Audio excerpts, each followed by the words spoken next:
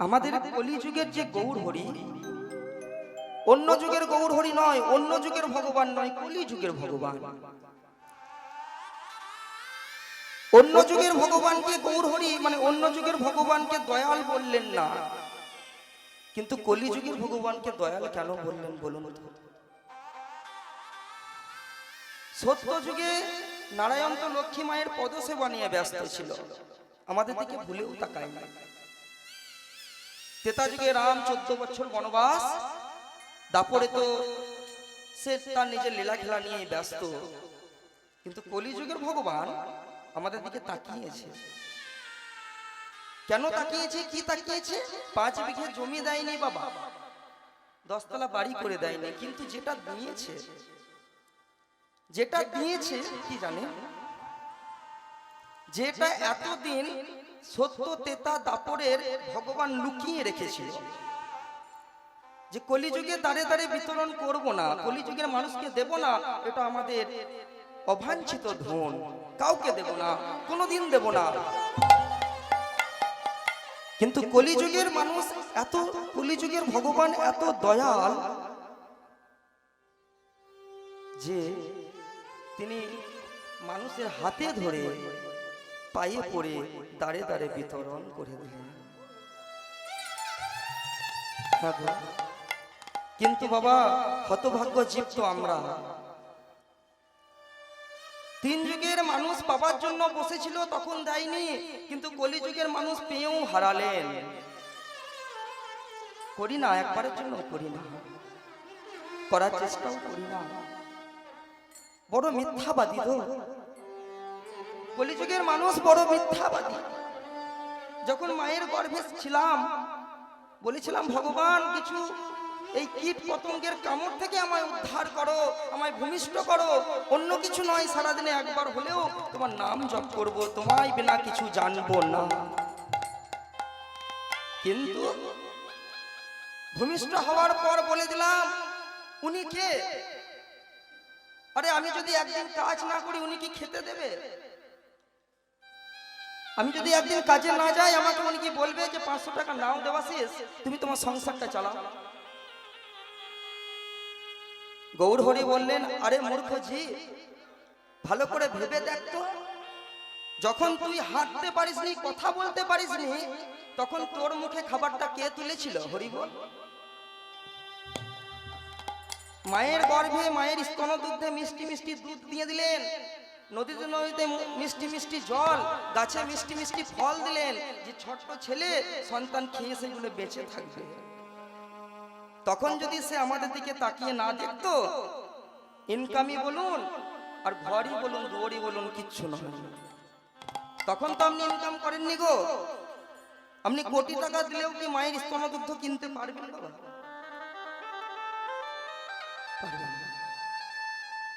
পারবেন না।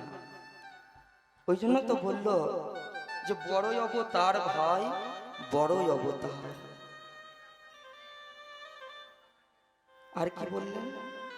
বললেন শোনো, এই জগতে অনেক কিছুই তুমি দেখেছো, কিন্তু ওই যে এত সুন্দর রূপ,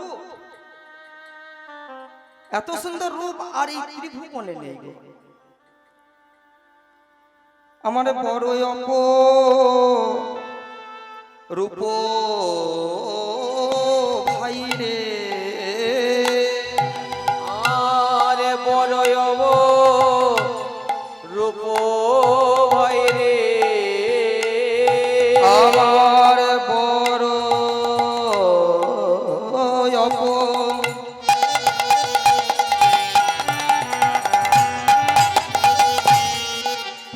অপরূপ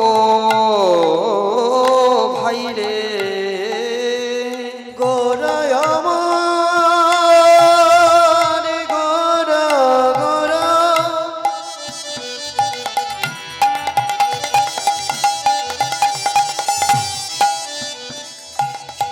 ভাবে ভেবে বিমর বিম,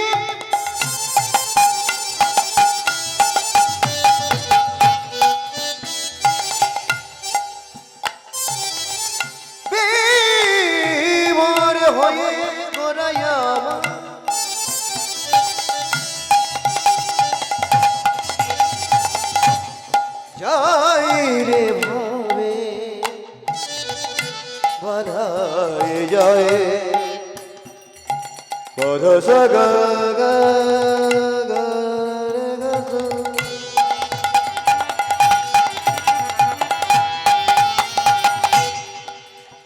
পদ সগ রে রে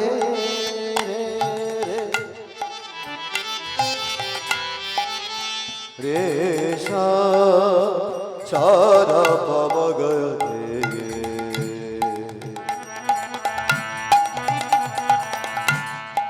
রে গ প প ধ স গ স রে ম প দ দ দ দ দ দ প দ দ প ম প গ রে গ প প গ র প ম গ রে প ম গ রে সা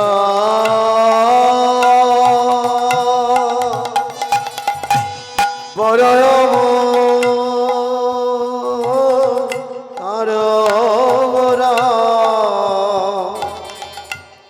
গোরা চাঁদের লীলা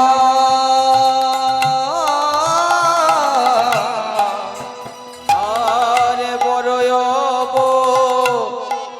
তারে আমায় গোরা করে লীলা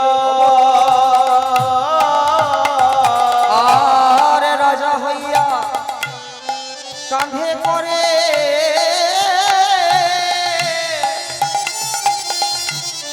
বৈষ্ণবের দোলা আয় রাজা হইয়া কাঁধে করে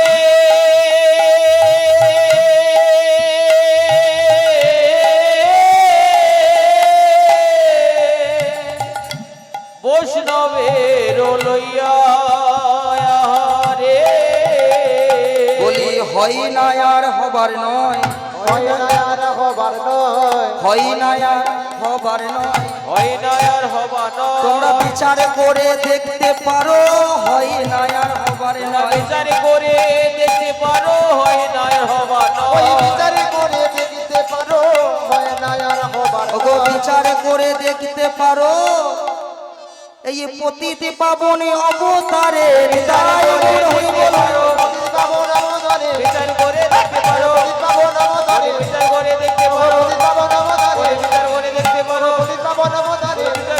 আর হয় না হবার বড় অপরূপ ভাই রে গোরা চাঁদের লীলা। এই জগতে যারা একটু ধনী বাবা, একটু ধনী, তাদেরকে যদি বলা হয় যে বাবা একদিন ভিক্ষা করুন, কি মা করবে? যারা একটু ধনে ধনী তাদের কিন্তু একদিনের জন্য বললেও আপনার ভিক্ষা করবে না।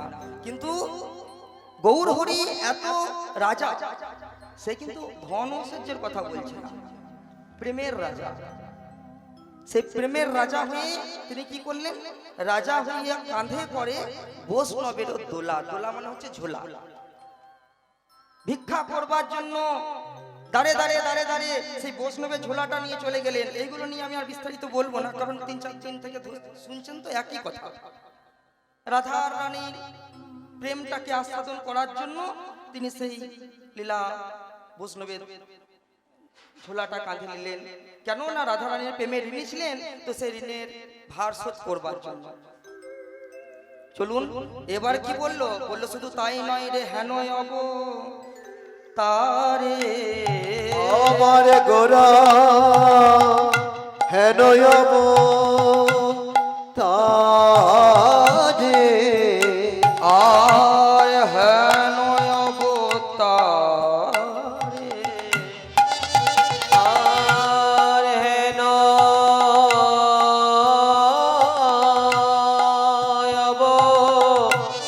তারে ওগো তুলনা দিতে নারে আয় খেনয়ব তারে ওগো তুলনা দিতে না রে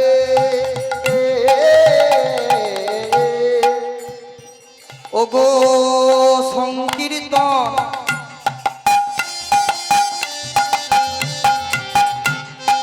মাঝে নাচে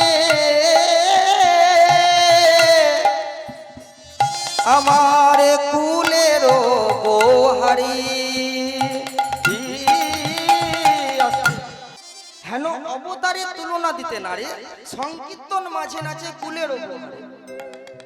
দেখবেন বাবা, যখন আমরা কোনো ঠাকুর বিসর্জন করি না, তখন যদি আমার মায়েরা বোনেরা নৃত্য করে, তাহলে কি বলে বলুন তো? ঘরের লোকে এসে পিটাপিটি করে, যারা বয়স্ক দাদুদের সমতুল্য, তারা বলে ওরে ওটা লোকচক্ষু। কিন্তু একবার নিজের বিবেক করে বলুন তো, নিজের মনে হাত দিয়ে সংকীর্তন মাঝে এসে যে অনেকজন কাঁদা মানে কান্নাকাটি পর্যন্ত করে, বাহু তুলে নৃত্য করে, কেউ কোনোদিন বলেছে যে সংকীর্তনে গিয়ে নৃত্য করিস না, কান্দিস না? কেন? কারণ সংকীর্তনে এসে দু ফোঁটা নয়নে জলই হলো সেই তাকে পাবার জন্য। তাই তো বললেন হেন অবতারের তুলনা দিতে নারী সংকীর্তন মাঝে নাচে কুলের বহারে। অপেজস দিয়া তারে জপ তো হিয়ার মাঝে তারে ছাড়ে যে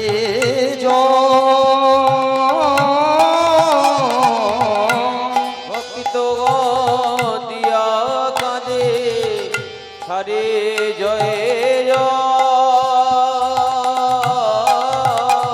আর দেবগণ মাগে এবে তার চরণে তো দেবগণ জানি মরে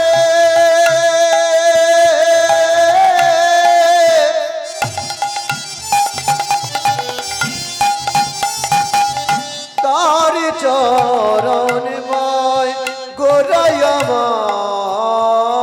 বলি মানবে কেন করোনায়, মানব কেন করোনা আমাদের মানবে কেন করোনা, মানব কেন করোনা তোমার আস্তে আস্তে কি বলছে? বলছে আমাদের মানব কেন করোনা।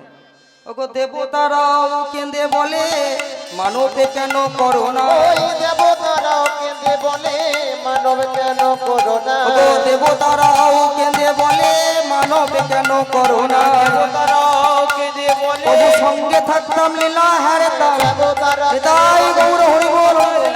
দেবতারা কেঁদে বলে সঙ্গে দেবতারা কেঁদে বলে দেবতারা কেঁদে বলে মানব কেন করোনা। আজকে দেবতা, আমরা তো মানুষ, আমাদের থেকে বড় হচ্ছে দেবতা। দেবতারা কেঁদে কেঁদে বলছে প্রভু গো, প্রভু গো আমাদের দেবতা করার তরিকার ছিল না গো, ছিল না গো। কারণ যেখানে একটু ভুল হলে এত ব্যাধি এত অত্যাচার সহ্য করতে হয়। দেবতাদের যদি একটু ভুল হয় অভিশাপের পর অভিশাপ পেয়ে যায়, কিন্তু সংকীর্তনে বসে সংসারী মানুষ যদি একটু ভুল করে সেই ভুলের ক্ষমা হয়ে যায়। তাই দেবতারা কেঁদে বলছে প্রভু আমরা দেবতা হব না, কৃপা করে আমাদের মানব করে দাও, মানব করে দাও। কারণে মানব যদি করে দিও দোকান ভরে আমি সেই নামে সংকীর্তন শ্রবণ করতে পারবো। নাম সংকীর্তন আমি শ্রবণ করিতে পারব। আর নববিধা ভক্তির মধ্যে প্রথমেই হচ্ছে শ্রবণ। প্রথমে হচ্ছে শ্রবণ। যদি শুনে কেউ উদ্ধার হয় তাহলে কি এ জগতে আর কেউ কিছু চেয়ে বড় হয়? চেয়ে বড় হয়। তাই দেখো প্রভু, তুমি দেখো কলিযুগের মানুষকে তুমি কত কত কৃপা করলে। দেখো ওই দেখো যবনেও নাচে গায় লয় হরি না, যমুনার হাতে গয় গয় শ্রী গৌরী। আমার যবনেও নাচে গায়, মনেও নাচে গায় যবনেও নাচে গায় যবনেরও নাচে গায় ওগো চাঁদ কাজী হরিদাস যবনেও নাচে গায় কাজী হরিদাস যমনে নাচে ওগো গায় চাঁদ কাজী হরিদাস যবনেও নাচে গায় তার কাছে হরিদাস যবনেরও নাচে ওগো গায় চাঁদ কাজী হরিদাস যবনেও নাচে গায় কাজী হরিদাস ওগো গৌরে কৃপা করো বলে হরি বল গৌর কৃপা করো বলে নাচে গায় গৌ কৃপা করো বলে তার কাছে নাচে গায় গৌ কৃপা করো বলে তার কাছে নাচে গায় যমনে নাচে গায় এখন যবনেও নাচে গায় লয় হরি না আর যৌবনেরও নাচে গায় লয়ে হরে না আর এহেন বন বঞ্চিত যেন ওই বলরা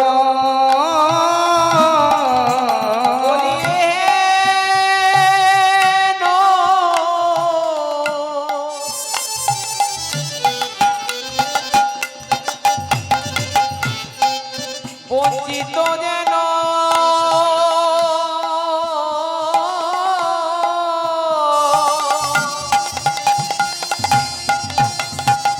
গায়ে বলরা আর হেন অব তারে সে বঞ্চিত বলরা